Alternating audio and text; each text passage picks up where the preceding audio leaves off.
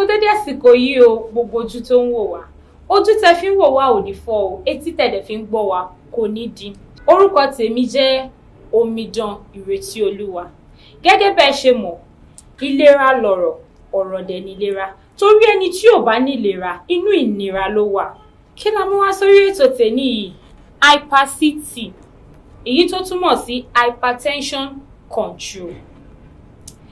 Kí wá ní nǹkan tó máa ń fa hypertension control, ìyẹn ẹ̀jẹ̀ ríru? Àkọ́kọ́, a ní àìlèṣe eré ìdárayá tó péye, lack of exercise.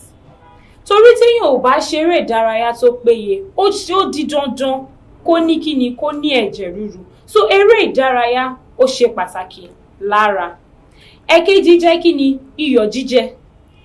Kì í ṣe pé iyọ̀ jíjẹ ò dáa o, ṣùgbọ́n iyọ̀ jíjẹ tó bá ti pọ̀ jù lára, tó bá ti ń pọ̀ jù nínú oúnjẹ wa, kódà ó máa ń fa ẹ̀jẹ̀ ríru. So ẹ jẹ́ ká mọ bá a ṣe máa ìwọ̀nba iyọ̀ tá máa fi sí inú oúnjẹ wa. Ẹlẹ́kẹ̀ta jẹ́ kíni? Ọtí mímu. Drinking of too much alcohol.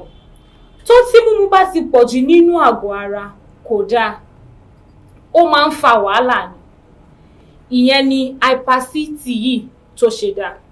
Nǹkan míì tó tún máa ń fa ẹ̀jẹ̀ ríru, òun ni wàhálà, ìdààmú, kéèyàn máa ṣe wàhálà, kó máa ṣe làálàá, kó máa ṣe àìnísinmi tó péye, àìnífọ̀kànbalẹ̀, máa ronú kí ló máa ṣẹlẹ̀ lénìí, kí lè ọ̀la máa jẹ́ kíni kan. Gbogbo kíní yìí inú àgọ́ ara ló ń dà sí, wàhálà ló máa ń fà, ó máa ń fa ẹ̀jẹ̀ ríru ni.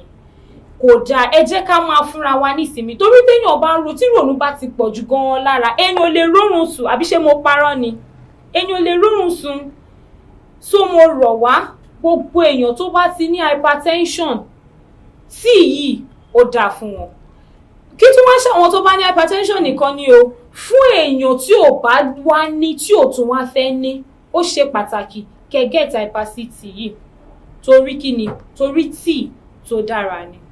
Táwa léjìká náà tí ò jẹ́ ká ṣọbọ́, Alhaji Suleiman Ẹgbẹ̀jú Ògbómọ̀ṣọ́ tó jẹ́ olùdarí Sulafin Pharmaceutical Nigeria Limited nílùú Ògbómọ̀ṣọ́. Gbogbo ẹ̀yin tẹ́ bá fẹ́ ra product tó ń jáde láti iléeṣẹ́ wa, ẹ lè mẹ́sẹ̀jì wa sórí nọ́mbà yìí 090 20 17 19 99 090 20 17 19 99.